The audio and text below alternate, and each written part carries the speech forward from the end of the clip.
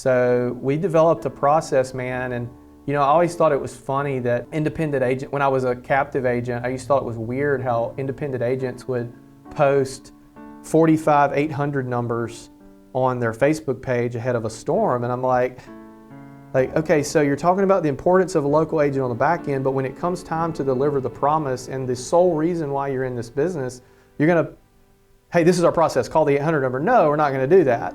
And so we sat down and what we did is we sent a text out to all our customers day one or day before the storm and just said, hey, we're here, here's our claims form. So what we did is we developed our own claims form, and that way we could field the claims and then we could file them in our own time. That way we're not bombarded. Then we texted the day of the storm, right when it passed, hey, you guys okay, that sort of thing. And then I set up my call team that's not located in Alabama to field those calls that way. So we were up the whole time. When you called us for a claim those 3 days, you weren't getting a voicemail. You were getting a live person. And man, I have the best team in the world. They stuck with me. Natasha went to 4 or 5 different fast food restaurants on Wednesday looking for Wi-Fi. Ended up working at a church that had damage and no air conditioning, but still had Wi-Fi, just so she could take claims. They worked their butt off for our customers. We freaking executed it to the fullest extent, and it worked perfectly. We had a couple hiccups, but nothing major. And here we are Monday, and we've had 2 claims today. And I guarantee you today's probably the busiest day for my competition. So the other day, day after the storm, I think, or maybe the day of the storm after it passed, Hurricane Sally, I was texting back and forth with Ryan Hanley. He had reached out to me and was just checking up, making sure everything was good. And I texted him back and I was like, I'll tell you what, when I was a captive agent, one thing that I really liked, and I think one thing that I thought that exclusive companies had an advantage in was the community of agents. Having a network to pull from, a network to lean on, a network to hate, a network to compete with.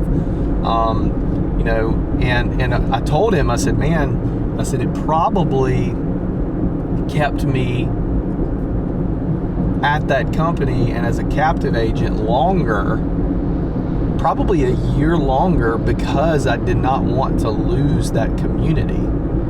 And and that's legitimately true.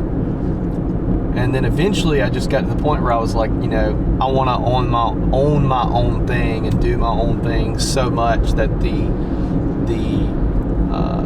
need to do that and the want to do that and the urge to do that, the want to be a business owner overcame the need and how much I enjoyed the community of agents from all over the state of Alabama, which I thought was a big network. And I told him, I was like, this insurance agent community, not just independent insurance agent community, but this insurance agent community of people that I've built from the podcast and from just going to conferences, networking with people, speaking, things like that, is freaking unbelievable.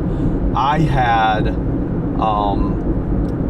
no short of probably 10 to 15 people, agents that I respect, that I never thought in a million years I would be friends with, reach out to me and offer, this is prior to the storm, offer us to forward our phones to their agency in case our phones went out.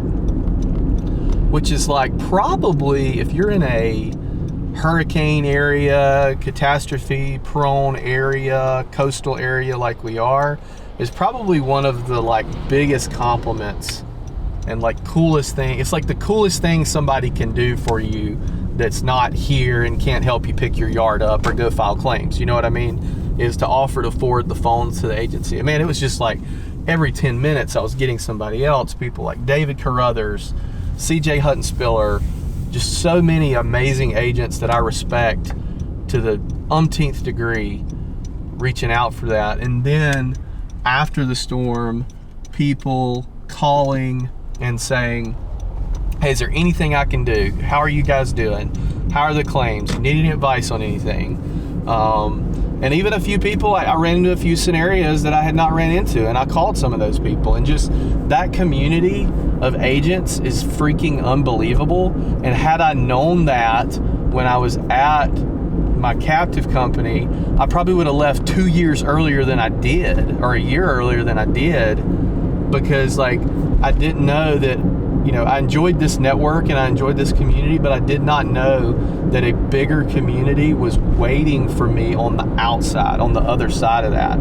And it means the world. And, everybody calling this week, checking up, how are things going? And I understand that is somewhat amplified because of the podcast. I totally understand that. I know somebody may be watching this, like, that may not happen with me because I don't have an industry podcast, I don't speak, blah, blah, blah. But I still feel like if you do your duty of networking and connecting with people and learning, I still feel like to some degree, most everybody would have that same experience. So I don't know, it's just like super humbling, super cool.